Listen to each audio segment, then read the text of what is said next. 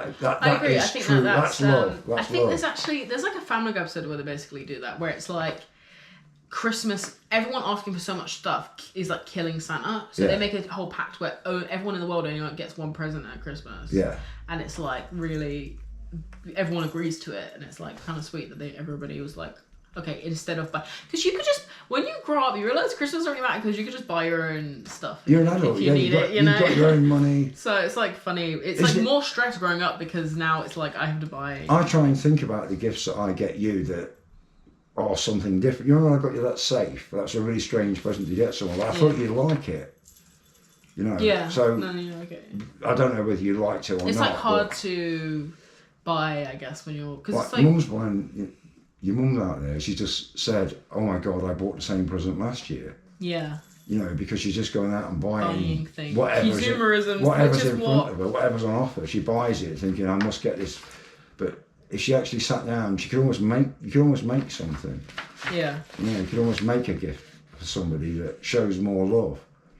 Anyways, because of the thought that was in it. I think. Sorry about that tangent. I don't buy gifts. This is how you know that it's Christmas. It's actually Christmas Eve today because like we are stressed about Christmas tomorrow. Well, not actually. But, we're thinking about it, you know, more than we would. But yeah. So anyway, moving into that genre fracture. You've got like the movies that you've got more of a bigger divide. Whereas back in the this is now kids films and adults films as much as anything. I would say like family films, and then the others is kind of what I've wrote down. But yeah, you're right. Kids films can be established as so, but it's kind of one of my least favorite times though, in terms of cinema, where it's just like I don't know. It feels less back in.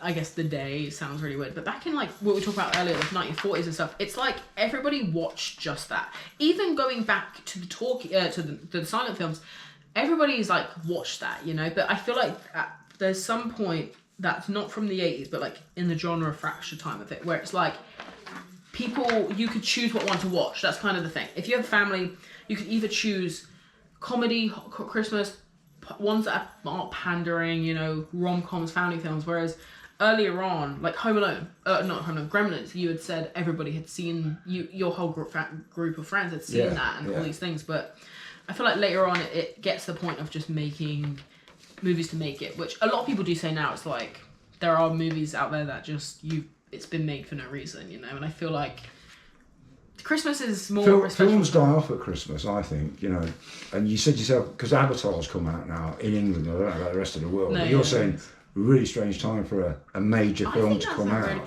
But only because it's one of the most expensive movies ever made. But people have started hating on it, haven't they? I think it's just compared to the other two people aren't like fans. Yeah. I don't know. We haven't seen it yet. As a foreshadow, we are not reviewing Avatar. Are we not reviewing it? We're not watching that. That's cool. Okay, I don't mind. I'm sorry. I know we said that we would watch everything that gets nominated for Oscars, but we've never seen the first two, and I just don't want to have to go and watch a 3-hour, 20-minute movie. Yeah. So, I mean, recommend if you feel like recommending the first two, but I know that the other two are also like 3 hours long. But they're almost like adventure, sort of. I don't know, maybe they're amazing. They're James Cameron movies, so maybe they're good. I mean, we love Titanic. We always talk about Titanic. There's a lot of money gone into it, but I don't know, I just don't fancy that sort of film, you know. But I do like small independent films that are... Anyway.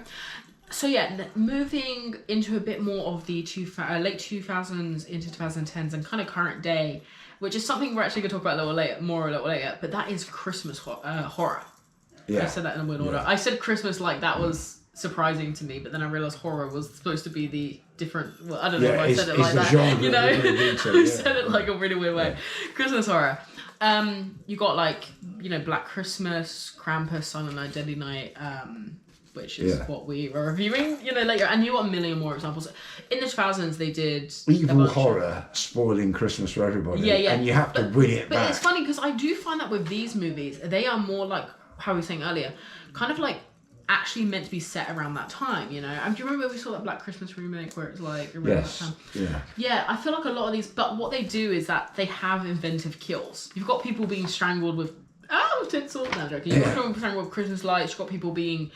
thrown on the tree, you know, you got people being like, killed in ways that's like are related to Christmas, which is kind of interesting. Yeah, but you're using tinsel to prove it's Christmas instead of a bit of rope or an electric cable or something. That's the thing. I find that they do that to kind of have a Christmas flourish, but the plot itself is kind of just like the same as Halloween.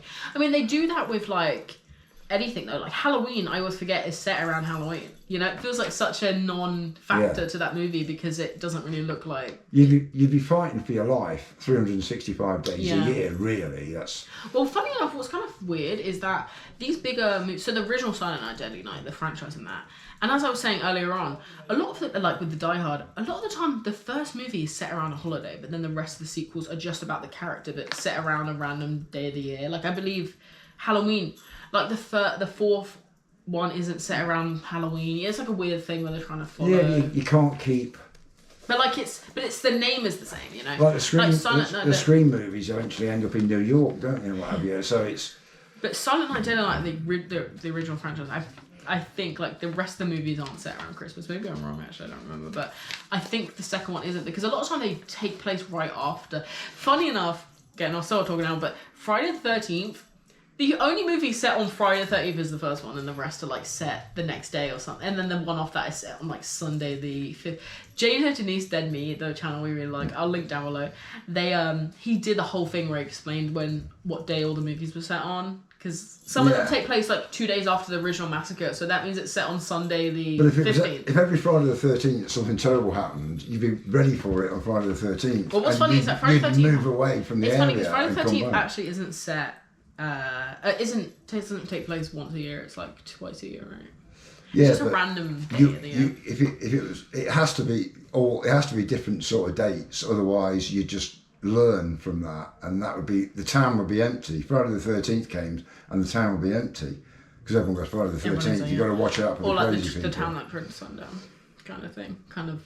You know, where everybody leaves at the same time because they know. Actually, funny enough, this isn't a Christmas movie, but this is something that would be interesting to talk about. Is that for us, it never like snows in England at Christmas, but obviously winter, it's supposed to be like a snowy time. So I always find it funny how people always group together just winter movies that are set at like snowy times in Christmas movies. You know, they kind of group them as one, where it's like just because it's set at winter doesn't necessarily mean it's like a Christmas. It's when you want to gather a group of people together in some house that's separated from everybody. Sure. They've all got together for Christmas, and that's why it's not like being at home where you go, I'm going to run next door and bang on the neighbour's door and ask for help because there's trouble. You know, Dad's gone mad with an axe. You have to be trapped somewhere up in the mountains in some big house. Yeah, so it just makes it feel very... Even like something like The Black Phone 2 we recently just watched, that's set super... Yeah, they're trapped in the middle of nowhere. Like, you know, I'm like, Christmas? kind of thing. It feels like it could just easily be a Christmas. You could make it Christmas. You could just make it Christmas if you felt like it. So that's interesting to think that the weather... There's redemption then by saving the little kids who are like trapped and all, you know, and then they kill the bad guy, blah, blah, and they get rescued. But it is interesting to think that a lot of people group together. They're like, oh, you want a good Christmas horror? And it's like, it's randomly Wrong Turn 4, which is just a winter movie. You know, it's just... do you know what I mean? It's kind of a weird thing where people kind of assume winter movie is Christmas movie. Yeah. I don't know, it's a weird... See, I know we're going to talk about Silent Night, Deadly Night. We'll get there, you guys.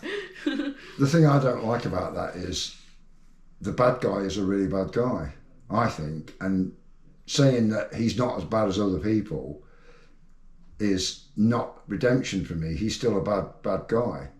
We'll get there. It's a weird... Yeah. But, because I have some thoughts too, and I don't want to go too much of a tangent, you know. Okay, but because I had. But we're getting towards that